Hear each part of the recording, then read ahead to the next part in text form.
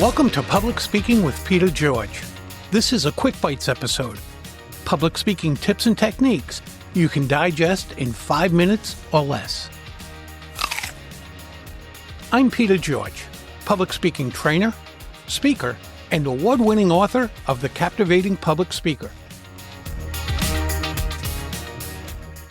Today you'll learn another subtle but powerful technique that can completely change the meaning of your words.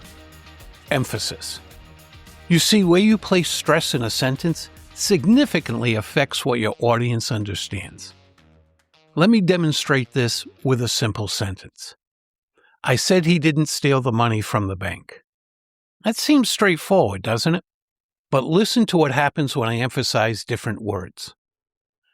I said he didn't steal the money from the bank versus I said he didn't steal the money from the bank versus I said he didn't steal the money from the bank. Each version tells a different story. The first clarifies what I claimed. The second emphasizes that I actually said it. The third suggests someone else might have stolen the money. This example could continue by emphasizing didn't, steal, money, or bank.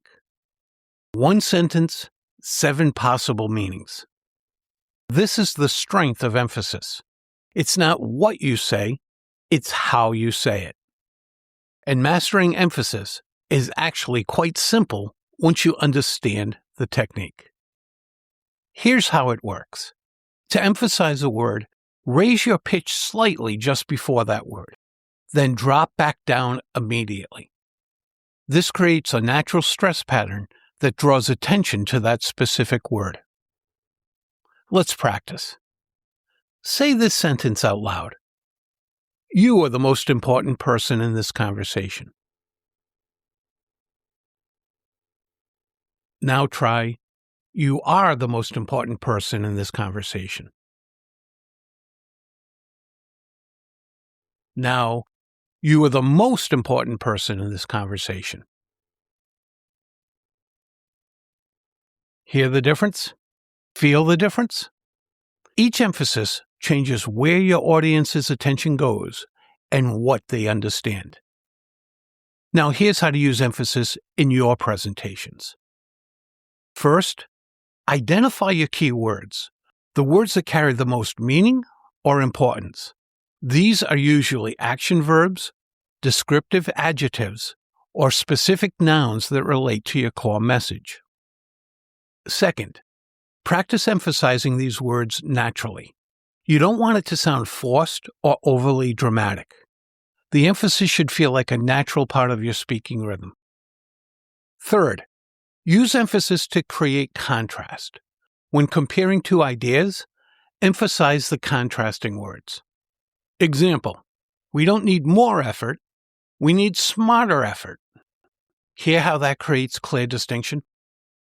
Fourth, emphasize transitional moments. When you're moving to a new point, emphasis helps signal that shift. Example, so we've talked about the problem, now let's discuss the solution. Here's what not to do.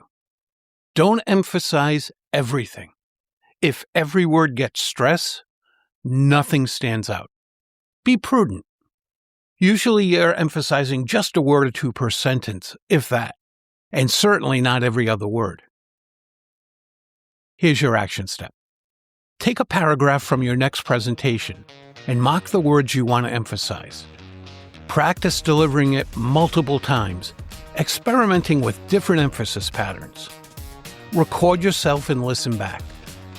You'll discover that small changes in emphasis create dramatic changes in meaning and impact. Remember, when you master emphasis, you master meaning. Thank you for devouring another Quick Bites episode of Public Speaking with Peter George. Are you ready to be calm, confident, and credible every time you speak in public? Then check out petergeorgepublicspeaking.com and let's make it happen.